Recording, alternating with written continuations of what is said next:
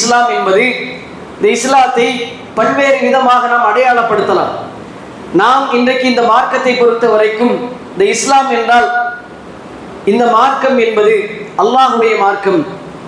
அலா லில்லாஹி தீனுல் ஹாலிஸ், இந்த தூய இஸ்லாம் என்பது அல்லாஹ்வுக்கு சொந்தம் என்று நாம் சொல்கிறோம்.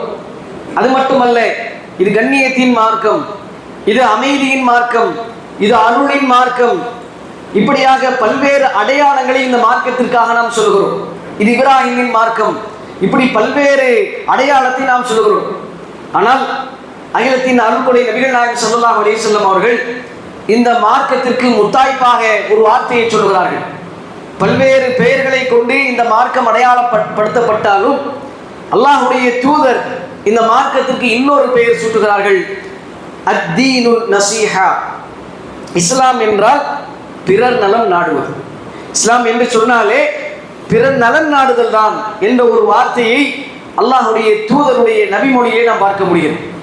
கண்ணியத்திற்குரியவர்களே, இந்த மார்க்கம் என்பது ஒரு மனிதன் பின்பற்றும் பொழுது அவன் அளவிலே அவனுக்கு நலவையும் அவனுக்கு கண்ணியத்தையும் அவனுக்கு மறுமையிலே கூலியை மாத்திரம் பெற்றுத் தருவதல்ல.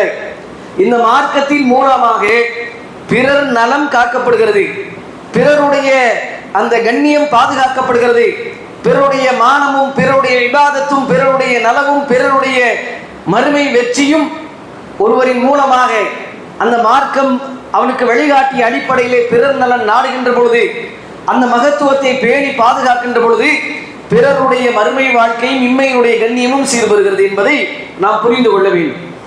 நலன் நாடுதல் அப்படின்னு சொன்னா, இப்ப நலவன் நாம எதை நினைப்போம்? நமக்கு எந்த கெடுதல் வந்துடக்கூடாது, நமக்கு நன்மையாகத்தான் இருக்க வேண்டும்.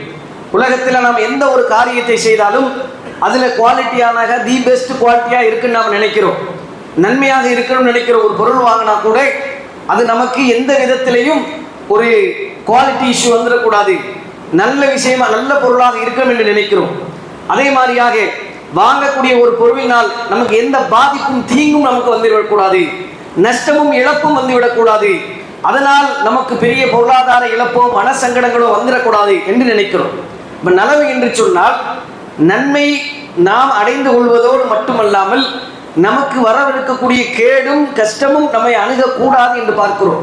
ஒரு மூமின் எப்படி பார்ப்பான் என்று சொன்னால், இந்த உலகத்திலும் சரி நாளை மறுமையிலும் இந்த காரியத்தினால் எனக்கு நன்மை கிடைக்கிறதா, அது மட்டுமல்லாமல் நான் செய்யக்கூடிய காரியத்தின் மூலமாக இந்த உலகத்து காரியங்களில் எனக்கு இழப்பு ஏற்படாமல் இருப்பது போன்று நாளை மறுமையிலும் எனக்கு நஷ்டம் வராமல் இருக்கிறதா என்று யோசிப்பார். அப்ப இதுதான் நலவு நலன்.